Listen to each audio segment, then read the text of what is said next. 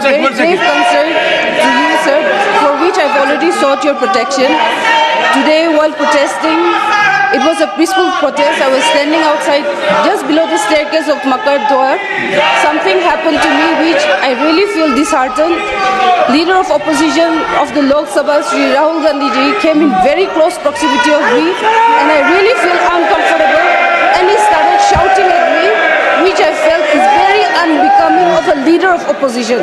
It is not that I cannot defend myself, but still then, it would be very unbecoming, so I did not do that. But then, what he did, his action today was really bad, and I feel disheartened, and no lady member, let alone me, an ST lady member from Nagaland, should not be made to feel like this, sir.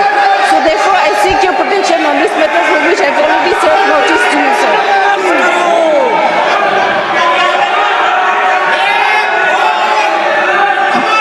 Honorable Minister, Kiran Rijiju ji, Honorable Minister.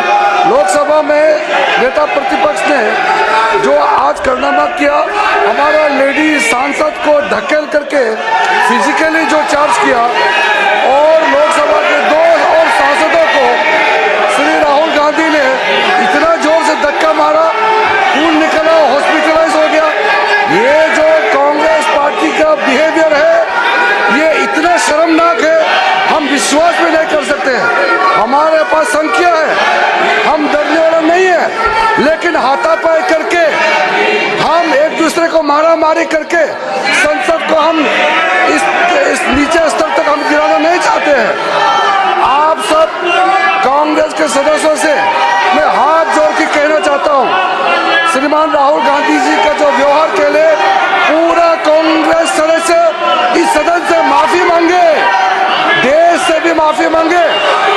ये संसद कोई कुश्ती का अखाड़ा नहीं है, यहाँ हाथ किसी एक दूसरे एमपी को इस तरह हाथ नहीं उठा सकते हैं। सभापति महोदय, जो श्रीमान राहुल गांधी ने जिस तरीके से 2 सांसदों को मारा है, हमारा सांसद बहुत आक्रोश है। हम लोग भी अगर उसी तरह हाथ उठाते तो क्या हालत होता सर। हमारे पास संख्या है, हम डरपोक नहीं है, लेकिन हमारे लोग भी श्री राहुल गांधी जैसे अगर हाथ उठाना लग जाएगा तो लोकतंत्र कैसे चलेगा सर। इसलिए राहुल गांधी जी के व्यवहार के लिए पूरा कांग्रेस पार्टी सिर्फ संसद से नहीं, पूरा देश से माफी मांगना चाहिए sir. I appeal to everyone. I'll come to it. I appeal to everyone. We must engage in dialogue. We must ensure democracy prospers. Leader of the House.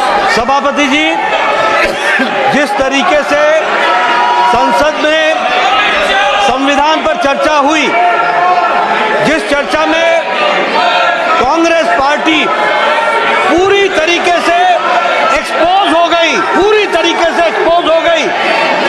इनका कर्तृत्व 75 साल में किस तरीके से संविधान के साथ इन्होंने तोड़ मोड़ करके उसका दुरुपयोग करने की कोशिश की, ये भारत की जनता तक पहुंचा इस सदन के माध्यम से, जिसके कारण ये बौखला गए हैं, आपा खो बैठे हैं।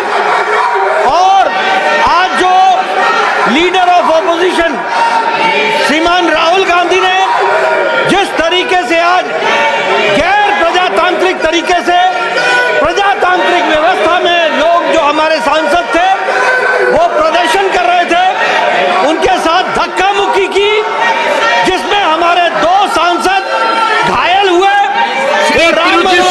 हॉस्पिटल में भर्ती हुए, उनका इलाज चल रहा है। और जो हमारी बहन कोनियाक जो महिला सदस्य इस हाउस की है, उसको जिस तरीके से लीडर ऑफ ऑपोजिशन ने धक्का दिया, वो शारीरिक और मानसिक प्रताड़ना के बराबर है, और ये प्रिविलेज का विषय है।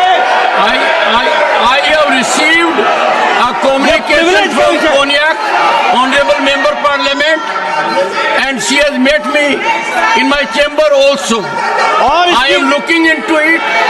She was literally in tears. according to her, she could never believe that as a lady member, she would have to suffer so much at the hands of another member parliament. I am looking into it.